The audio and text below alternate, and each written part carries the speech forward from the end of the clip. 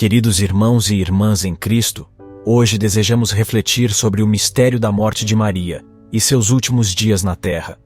Ao longo da história, houve diferentes interpretações sobre o destino final de Maria, se ela morreu ou se foi assunta ao céu em corpo e alma. Essa controvérsia alimentou debates entre teólogos e homens de fé por séculos, mas o que podemos afirmar com certeza é que Maria foi elevada à glória celestial, quer tenha passado pela morte ou tenha experimentado um profundo sono antes de ser assunta. Alguns sustentam a teoria da morte natural de Maria, argumentando que, embora fosse imaculada e sem pecado, estava sujeita às mesmas leis naturais dos seres humanos. Essa posição se baseia no fato de que Jesus mesmo, embora sem pecado, experimentou a morte, uma vez que a morte é um destino comum a todos os seres humanos, um passo necessário em direção à imortalidade. Maria, sendo o protótipo da Igreja e unida a Jesus em sua paixão, morte e ressurreição, teria compartilhado esse destino terreno comum. Por outro lado, há aqueles que sustentam a ideia de que Maria foi assunta ao céu sem passar pela morte, pois, sendo imaculada e sem pecado, a morte, consequência do pecado, não poderia tocá-la.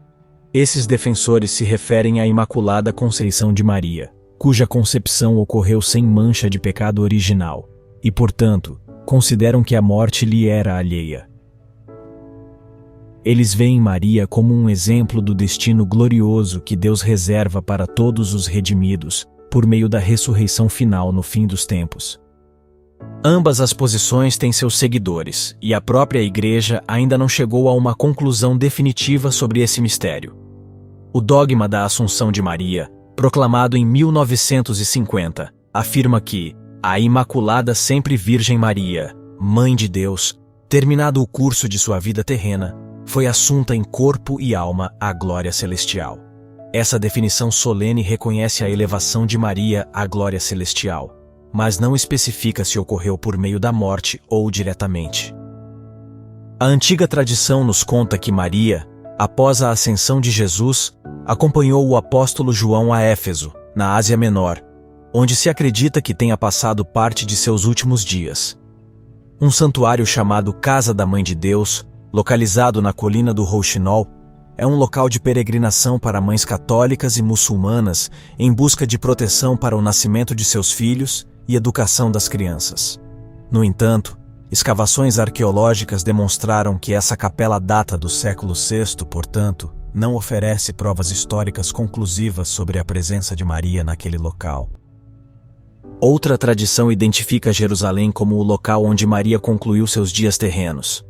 A Basílica da Dormição no Vale do Cedron foi identificada como o local de sepultamento de Maria, e estudos arqueológicos e testemunhos antigos apoiam essa tradição.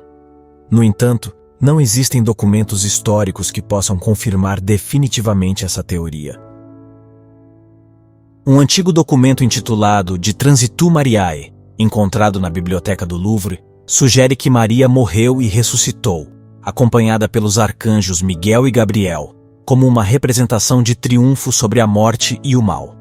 Esse texto, datado entre o século II e o início do século IV, oferece uma perspectiva interessante, mas não é considerado um texto revelado, portanto, não faz parte das Sagradas Escrituras.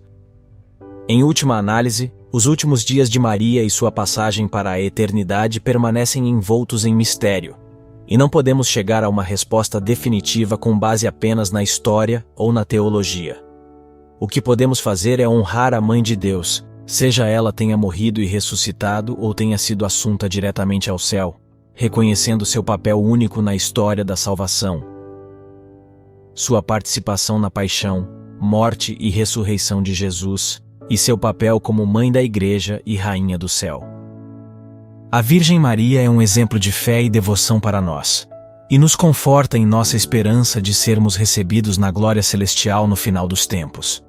Concluamos com uma oração a Maria, confiando a ela nossas vidas e esperanças de salvação. Compartilhem seus pensamentos nos comentários, e não se esqueçam de se inscrever no canal para não perderem novos vídeos e fazerem parte da comunidade de fé e oração. Que Deus os abençoe.